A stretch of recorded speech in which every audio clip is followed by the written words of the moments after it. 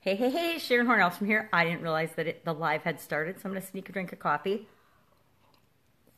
I have got a little tickly in my throat and a frog in my throat, and I'm feeling a teeny bit under the weather today, so I'm reclining in my chair and drawing drawings because I'm always thinking and I'm always drawing things and I'm always trying to map out what's a better way of excuse me, Kleenex in hand, magnifying glass, kombucha, homemade kombucha, lemon water, which that's what I should be drinking, to kind of clean out my throat. You know, there's just some days in our journey as a business person, just in our journey through life, but that we wake up feeling a little bit under the weather, a little bit crappy. And I kind of felt it coming on yesterday, but I ignored it, like we so often do when we're busy doing things and living our lives and going through the motions of what's going on with us. Sometimes we don't see the signs of what is around us. And I noticed a tickly throat, and I kept doing what I was doing and ignored it. Silly me. Because today, now it's a little bit worse. So I woke up at 4:30, had an emergency, one of those little packets of vitamin C. And there's all different kinds out there, but that just happens to be the kind I've got. So I drank a packet of that in nice hot water. And I got up, got a little cleaned up so I could do these awesome videos because I'm actually starting to look forward to them. Today is day 87 of my new adventure and what I'm up to now. And it's just my little video journal of how I'm transitioning from the brick and mortar world of business, because that's where all my experience has been, to the online world. So that I can be me, pajama grandma, and I can hang out in my pajamas. I can do videos in my pajamas. I can coach people in my pajamas. I can build my online businesses in my pajamas. And come on, I will get dressed when I got to go out and have a meeting or something. I was in Starbucks the other day. I got clothes on, but I don't have to do it every day. I don't have to get up at 4 o'clock in the morning every day and go into my manufacturing business. I don't have to get up at 3 o'clock every day anymore and drive an hour to my job. I used my last job in corporate America was an hour away. So I would get up at 2:30 in the morning, get ready, leave by 3, and in the end I had a uniform, so it was awesome. I had my own special uniforms that I wore. It was an industrial bakery, and excuse me. So I would, it made it a lot quicker and easier to get ready in the morning. I also had to wear a hairnet and a helmet, so it made it super easy with my hair. No big 80s hair back then. It was always in a ponytail or up in a bun because I had to put a hairnet and a hard hat on every day. And so if you're running around in a hairnet and a hard hat, you don't have to spend really any time fixing your hair.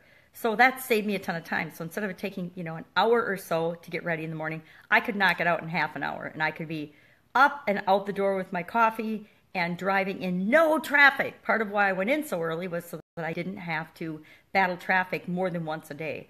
Because when I come home at night, traffic was horrendous. And I finally learned that I would use my car time as learning time and just planning and thinking and relaxation time. So I would either be listening to some motivational or educational material while I was driving home, back in the days of cassettes and CDs. I would listen to those, or I would just have it be quiet in my car, and I would actually have some thinking and planning time before I got home to my family and all the chaos that's involved of raising kids, raising a family, and being married in the whole 9 yards. So I'm thinking today, as I'm scratchy throaty and I'm drawing out, I love to make diagrams and make graphics of things that make concepts simple and easy to understand. And my passion project right now is helping people with chronic pain to kill their chronic pain and create the life that they want, much like I've had to over the last, decades, 37 plus years since I, started to get chronically ill. And of course, at the time, I didn't know it was going to be chronic, but after a year and a whole lot of doctors and a whole lot of appointments, we realized that it was some kind of a chronic systemic thing going on with me. Now, I'm one of those people that they've never actually given a real diagnosis to. And I think that's one of the most frustrating things is so often we expect our doctors, we expect to be able to go to the experts, go to the doctors, voila, they're going to tell us what's wrong with us. They're going to give us the solution or the magic pill, and we're going to be fine. Well, there's a whole lot of us that never get that. We never get the diagnosis. We never get the this is what's wrong with you, or this is what's wrong with you, and this is what you can expect. And I think that that's sort of a double-edged sword, but for me, it ended up being my salvation because the doctors couldn't figure out what was wrong with me. I had a decision to make. It was the lowest point in my life, but I had a real decision to make. And so that taught me early on that I needed to learn how to make decisions, number one, and be willing to make decisions, to take risks, and to, I guess, take back my personal power and take control of my life and not expect that anything or anyone outside of me was ever going to fix me or take care of me or make everything all right. The only person that could do that was me. And that served me really well throughout my entire life. That actual terrible low point ended up propelling my life in an entirely different direction. And there have been things along the way that have also, put me on track and put me off track, put me on track and put me off track. Because I feel like we all have a track or a mission or a purpose when we come here.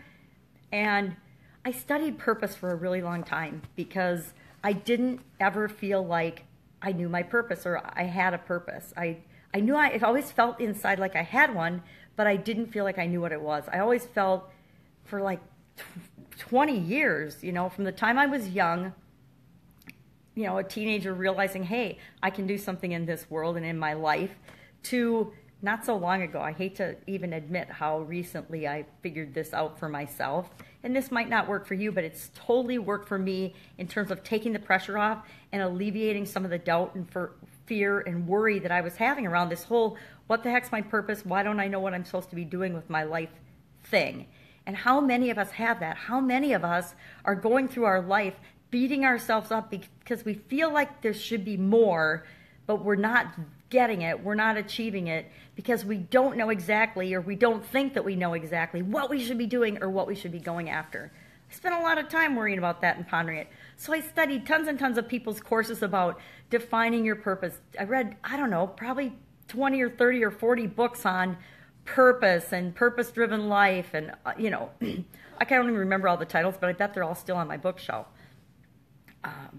And it didn't really work for me. I still couldn't define my purpose. I think about all the people that are born with what we call a natural talent or natural ability.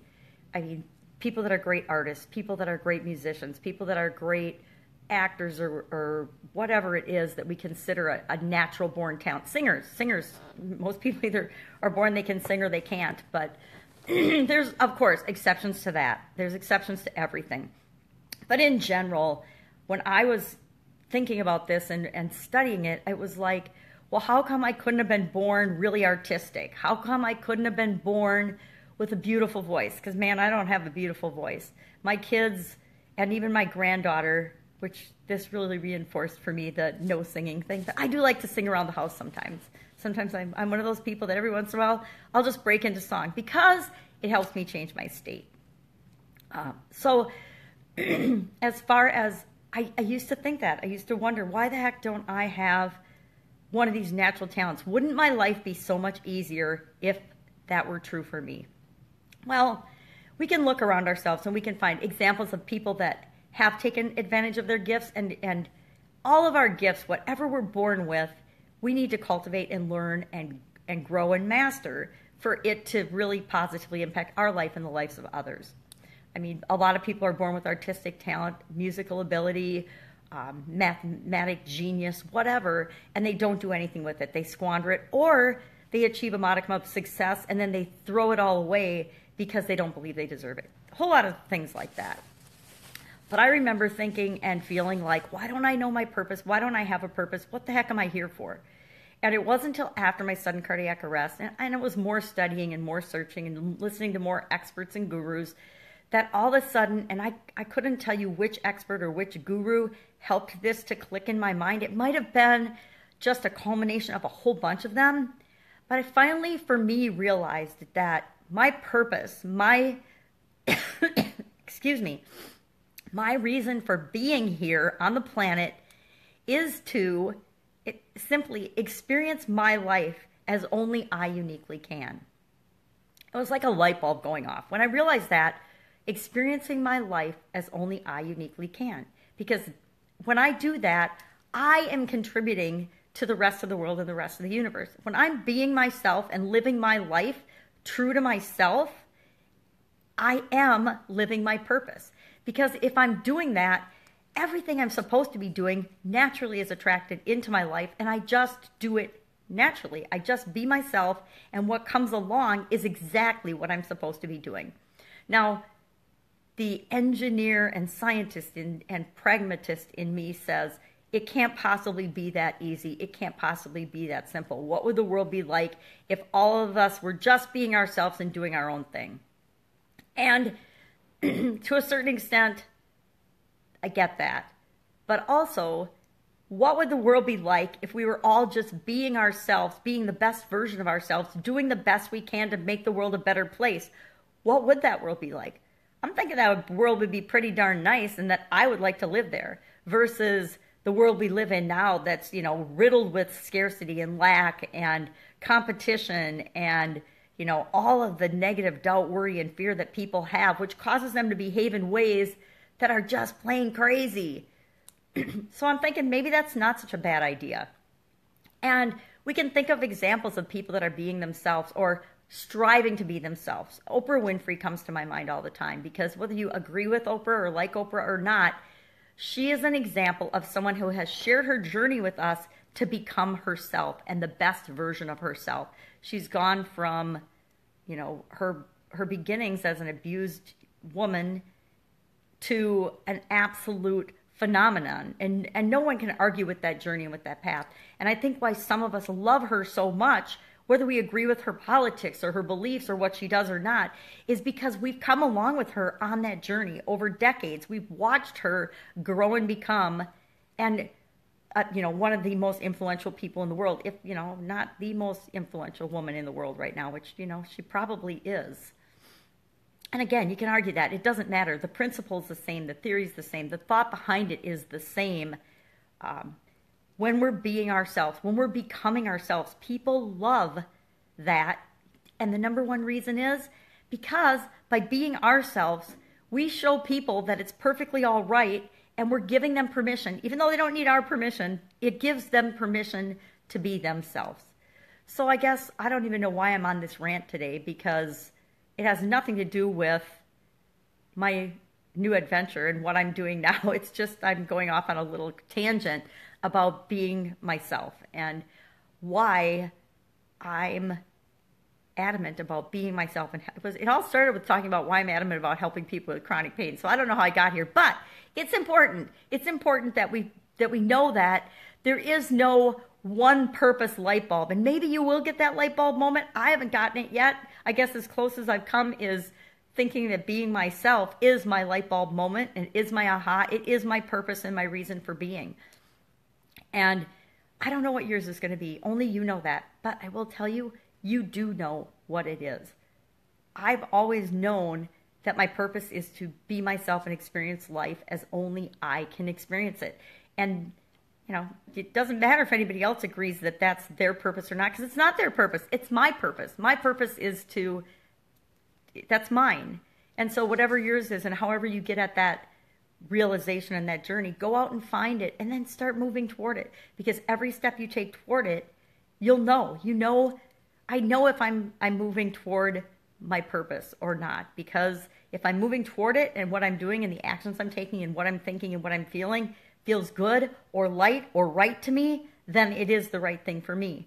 It might not be the right thing for anybody else, but it's the right thing for me. And the only thing that matters is the right thing for me. Not my kids, not the ex-husband, not my mom, not my sisters, not any other relative or friend or acquaintance or person that might judge me. It's what's right for me, just like it's what's right for you. So I better stop talking today. That's enough. I'm going to go and get to work. I'm actually I'm uploading all the videos I've made lately so that I can repurpose that content and I can be me and I can get me out there and I can share me with the universe. And the people that like me, they'll watch me and be attracted to me. The people that don't, bye-bye. I don't care about you because I'm not here to help you be you. I'm here for me to be me and positively help the people that want to be themselves to step into who they are and be the best possible version of who they are. And those people will resonate with me and be attracted to me and like me. And they're the people I'm here for. They're the people I'm talking to. They're the people whose path I am meant to cross. Just like the people that I'm meant to meet come into my life.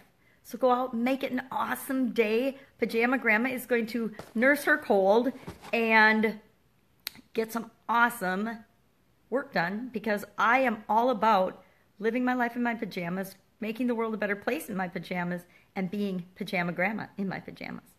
Bye. See you soon. Pajama Grandma out.